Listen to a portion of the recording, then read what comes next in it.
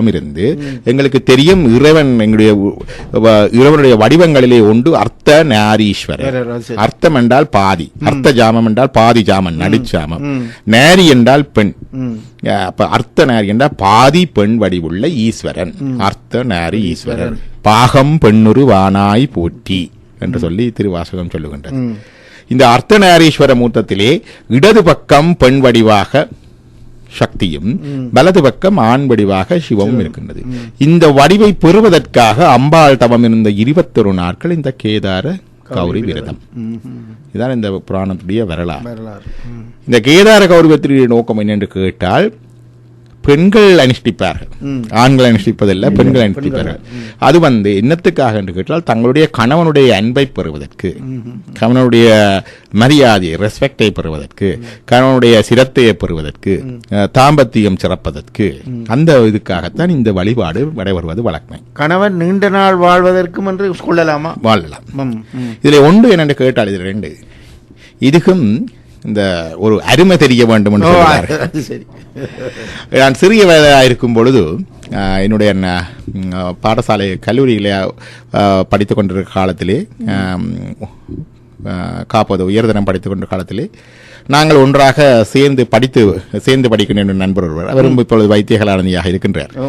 அப்ப நாங்கள் ஒன்றாக சேர்ந்து படிக்க அவருடைய வீட்டுக்கு போகிற காலத்திலே வெள்ளிக்கிழமைகளே அவருடைய வீட்டிலே அந்த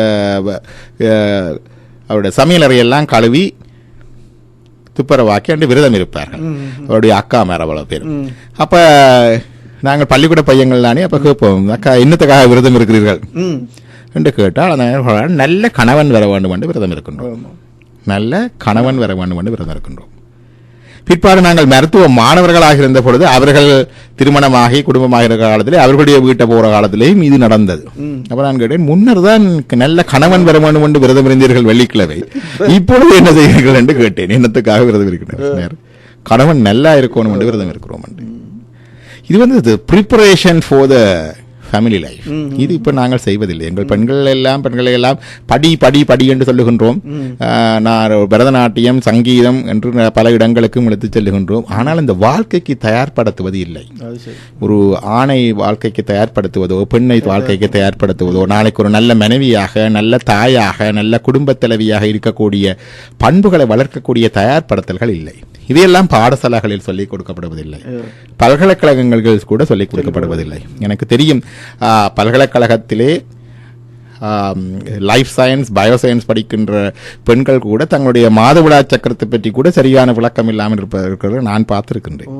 அப்ப இது பல்கலைக்கழக படிப்பு வேறு, அது வயிற்று பிழைப்புக்காக, எங்களுக்கு ஒரு தொழில் நோக்கத்துக்காக எது உசிதமானதோ அந்த நேரத்துக்கு படிப்பது. அதனாலே வாழ்க்கை கல்வி வந்து விடாது. பெற்றோர்கள், இதை கேட்டுக்கொண்டிருக்கிற பெரியோர்கள், முக்கியமான விஷயம், உங்கள் பிள்ளைகளுக்கு இந்த விஷயங்களை நீங்கள் தான் சொல்லிக் கொடுக்கணும். அப்ப திருமண கன்னி பெண்களுக்கு அந்த வயதிலிருந்தே ஒரு நல்ல ஒரு கணவன் வேண்டும், அந்த வாழ்க்கை வேண்டும் என்ற எண்ணத்தை, அந்த விதியை மனதிலே ஊன்றி பார்க்கின்ற தன்மையை வளர்ப்பது முக்கியமானது. பெண்கள் திருமண வாழ்க்கையில் வந்தவுடன் ஓய்ந்து அதோடு கல்யாணம் கட்டிவிட்டால் எல்லாம் ஓஞ்சிடும் என்றது இல்லை, தொடர்ந்து அது நீடிக்குது. சில பேர் தங்களுடைய ஆடை அலங்காரங்களையே மறந்து விடுவார்கள். கல்யாணம் கட்டும் வரைக்கும் வெகு கவனமாக இருப்பார்கள். நன்றாக ஆண்களும் சரி பெண்களும் சரி ஸ்டைலாக நாகரிகமாக உடுத்துவார்கள், தங்களை கவனித்துக் கொள்வார்கள், உடம்பை கவனித்துக் கொள்வார்கள், உணவை கவனித்துக் கொள்வார்கள், உடம்பு மெலிதாக இருக்கிறதா அல்லது பெருமனாக இருக்கிறதா என்று. கல்யாணம் கட்டினவுடன் அத்தனையும் தூக்கி ஒரு பக்கத்திலே போட்டுவார்கள், என்றால் எல்லாம் முடிந்து விட்டது என்று அர்த்தம். அப்படி அல்ல. இதுல இருந்து இட்ஸ் ஒர்க்கிங் அவுட், இது ஆன்கோயிங் ப்ரோசஸாக அது இருக்க வேண்டும். அந்த தன்மையும் இந்த கேதார கௌரி கல்யாணம் கட்டினாலும் கூட அந்த கணவனுடைய அன்பை, கணவனுடைய கவனிப்பை, கணவனுடைய மரியாதையை பெறுவதற்காக ஒரு பெண்ணுக்கு அந்த இது இருக்கின்றது. இல்லை, பல பேர் யோசிக்கலாம், அது என்ன ஆணுக்கு மட்டும் தேவையில்லை, பெண்ணுக்கு மட்டும்தான் இது என்று சொன்னால், ஆணுக்கும் அது இருக்கின்றது. அந்த தயார்படுத்தல்கள் எல்லாம் ஆணுக்கு இருக்கின்றது. ஆனால் கேதார கௌரி விரதத்தினுடைய நோக்கம் இது. சௌந்தர்ய லகரியிலே ஒரு ஸ்லோகம், அம்பா சௌந்தர்ய லகரி என்பது சௌந்தர்யம் என்ற அழகு. அந்த அம்பாளுடைய அழகை வர்ணித்து சங்கராச்சாரியார், ஆதிசங்கராச்சாரியார் வேதாந்த தத்துவத்தை நிறுவி ஆதிசங்கராச்சாரியார் பாடிய பாடல்கள் 100. தமிழிலே இதற்கு இணையான பாடலாக எங்களுடைய அபிராமி பட்டர் பாடிய 100 அபிராமி அந்தாதி பாடல்களை கொள்ளலாம். அந்த சௌந்தர்ய லகரி பாடலிலே அம்பாளுடைய கேசத்திலிருந்து பாதம் வரை அவர் அங்கமங்கமாக வர்ணித்துக் கொண்டு வருவார். வடமொழியில் உள்ள அம்பாளுடைய முழங்கால்களை வர்ணிக்கும் பொழுது சங்கராச்சாரியார் சௌந்தரர்களிடையே அம்பாளுடைய முழங்கால்களை வர்ணிக்கும் பொழுது சொல்லுகின்றார், தன்னுடைய பதியாகிய சிவனுக்கு நமஸ்காரம் செய்து செய்து காய்த்து போய்விட்ட அழகுடைய முழங்கால்கள். அதான் இந்த பதி பக்தி. இதை கவனித்துக் கொள்ள வேண்டும். அப்ப இப்படித்தான் எங்களுடைய சம்பிரதாயத்தில், எங்களுடைய இந்து சமயத்திலே சொல்லி இருக்கின்றது. இது ஆண் பெண் அடக்குமுறை அல்ல, தி மியூச்சுவல் ரெஸ்பெக்ட். சிவன் அது சக்தி சிவத்தை ரெஸ்பெக்ட் பண்றது, வழிபடுறது. இது அதே மாதிரி சிவம் சக்தியை மதிப்பளிக்கிற தன்மையும் உண்டு. அதை சொல்லுவார்கள், சக்தியும் சிவவுமாய தன்மை இவ்வுலகமெல்லாம். சக்தியும் சிவவுமாய தன்மை இவ்வுலகமெல்லாம் ஒத்து ஒவ்வா ஆணும் பெண்ணுமாக உயர்குண குணியுமாகி. இங்க பார்த்தா உலகம் முழுக்க எல்லாம் ஆண் பெண்ணுண்டு தான் உயிருள்ள படைப்புகள் எல்லாமே இருக்கின்றன. அதே போல ஆண்களில் பெண் தன்மையும் பெண்களில் ஆண் தன்மையும் உண்டு. ஃபெமினினிட்டி இன் மஸ்குலினிட்டி, மஸ்குலின் இன் ஃபெமினினிட்டி. ஜடப்பொருள்களில் கூட பாசிட்டிவ் நெகட்டிவ் என்று எதிர்முனையான ஃபோர்ஸஸ் உண்டு. தி டியூவல் ஃபோர்ஸஸ்.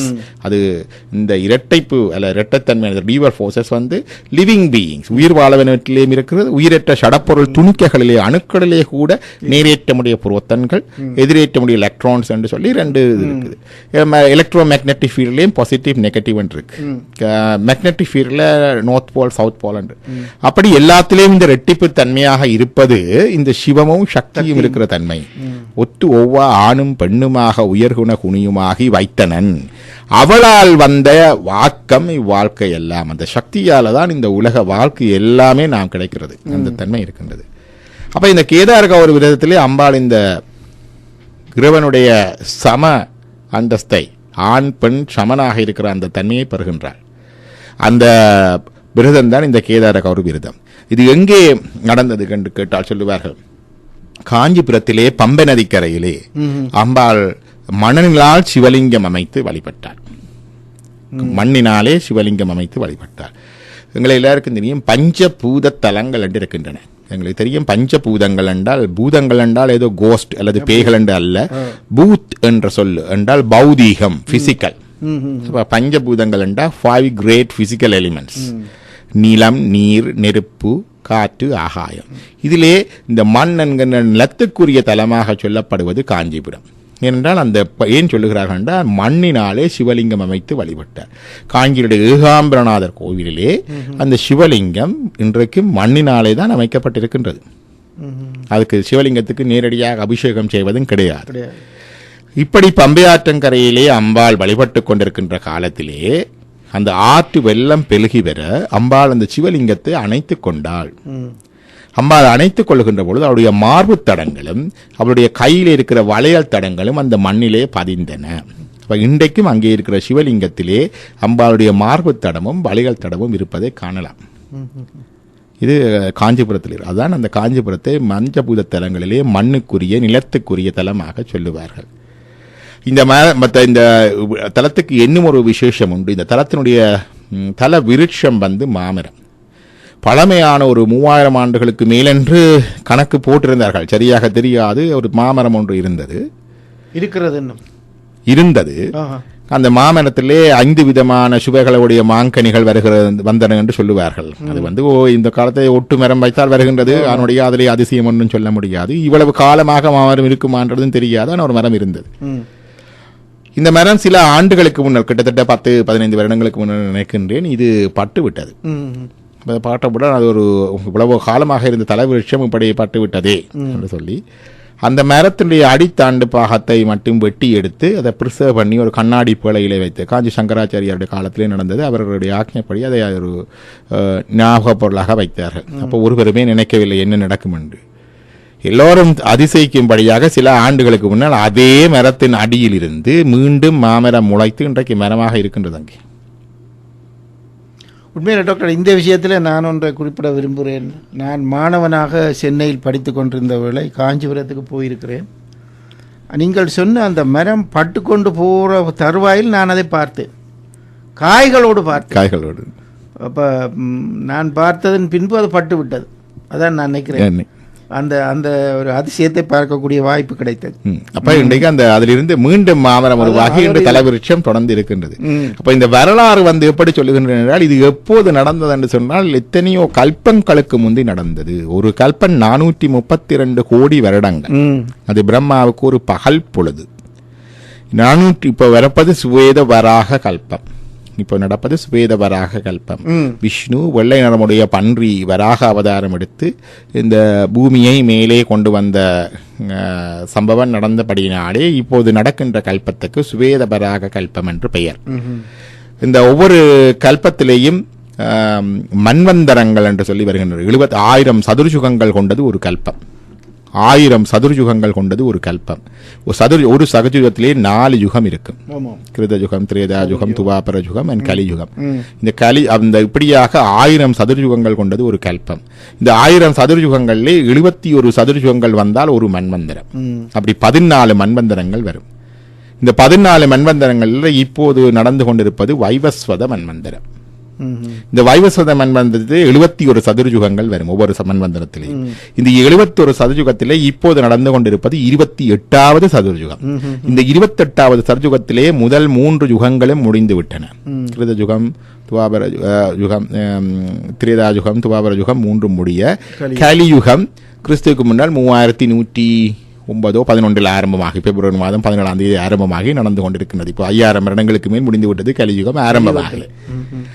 இந்த இதுக்கு முந்தைய துவாபர யுகத்தில் தான் கிருஷ்ணாவதாரம் நிகழ்ந்தது. அதற்கு முன்னர் இருந்த யுகத்திலே ராமாவதாரம் நிகழ்ந்த என்று சிலர் சொல்லுவார்கள். ராமாவதாரம் இந்த சதுர்யுகத்தில் அல்ல, இது 28வது சதுர்யுகம். இதுக்கு முந்தின 26வது சைக்கிள் சதுர்யுகத்திலே இருக்கிற திரேதா யுகத்திலே தான் ராமச்சந்திரனுடைய அவதாரம் நடந்தது. இந்த காலங்களை ஏன் சொல்லுகின்ற போனால் பல பேர் கேட்பார்கள், இந்த புராண கதைகள் உண்மையா அல்லது புழுகு மூட்டையா அல்லது அறிவில்லாத மக்கள் பாமர மக்களுக்காக சொல்லி வைக்கப்பட்ட கதைகளா அல்லது ஆரியர்கள் பிராமணர்கள் அரசியல் பொருளாதார ஆதிக்கத்துக்காக புகுத்தி விட்ட கதைகளா? இப்படி பல சந்தேகங்கள் உண்டு எமது சமயத்திலே. எந்த மதத்திலேயும் இல்லாத சந்தேகங்களும் கேள்விகளும் எமது மதத்திலே உண்டு. அதுக்கு காரணம் அநேகமாக நான் எங்களுடைய அறியாமை ஒன்றாக இருக்கலாம். மற்றது இவ்வளவு விஷயத்தையும், அதாவது நீங்கள் சொன்ன இந்த கலியுகம், இந்த யுகங்களை பற்றிய அறிவு எவ்வாறு மக்களுக்கு வந்தது, அது புழு கதையாத்தான் இருக்கும் என்று சொல்லி ஒரு சிற்றறிவுக்கு ஏனென்று கேட்டால், நாங்கள் ஆங்கில கல்வி கற்க தொடங்கி கிட்டத்தட்ட 180 வருடங்கள் இருக்கும் என்று நினைக்கிறேன். ஆர்வனாளர் காலத்திலேயே அவர் ஆங்கில கல்வி கற்றவர். ஆர்வனுடைய பால பாடத்திலே இந்த இந்து சமய கால சக்கரத்தை பற்றி, The Timing of Gods பற்றி இருக்கின்றது. அவருடைய 3வது 4வது பால பாடம் என்று நினைக்கின்றேன். அதிலே பாடமாக போட்டிருக்கின்றார். அப்ப அந்த காலத்திலே அது இருந்தது. பிற்பாடு இடையிலே வந்த விஞ்ஞான கொள்கைகள் இந்த உலக உற்பத்தியை கொஞ்சம் வேலை எளிமைப்படுத்தி, இப்படி நடந்தது, உலகம் மோதி பிறந்தது, வெடித்து பிறந்தது, துணிக்கைகள் சுழன்று ஒன்றாக திண்மமாகி இறுகி பிறந்தது, இப்படியெல்லாம் பல கொள்கைகள் வந்து இடையிலே வர இந்த அந்தந்த காலத்திலே படிப்பவர்கள் அந்தந்த கொள்கையை பிடித்துக் கொள்வார்களோ. இப்போது விஞ்ஞானத்திலே இப்படித்தான் சொல்லுகிறார்கள், பாடசாலையிலே இப்படித்தான் சொல்லுகிறார்கள், பல்கலைக்கழகத்திலே இப்படித்தான் சொல்லுகிறார்கள், ஆராய்ச்சியாளர்கள் இப்படித்தான் சொல்கிறார்கள் பிடித்துக் கொண்டு வர வர அந்த பழைய அது விடுபட்டு போய்விட்டது. இப்ப கொஞ்ச காலம் பழசு ஒரு ஞாபகமாக இருந்தது. ஆனா அது ஒரு ஒத்துக்கொள்ள முடியாததாக, விஞ்ஞான அந்த நேர விஞ்ஞான கொள்கைக்கும் இந்த சமயத்துக்கு ஒத்துக்கொள்ள முடியாததாக இருந்து போய்விட்டது.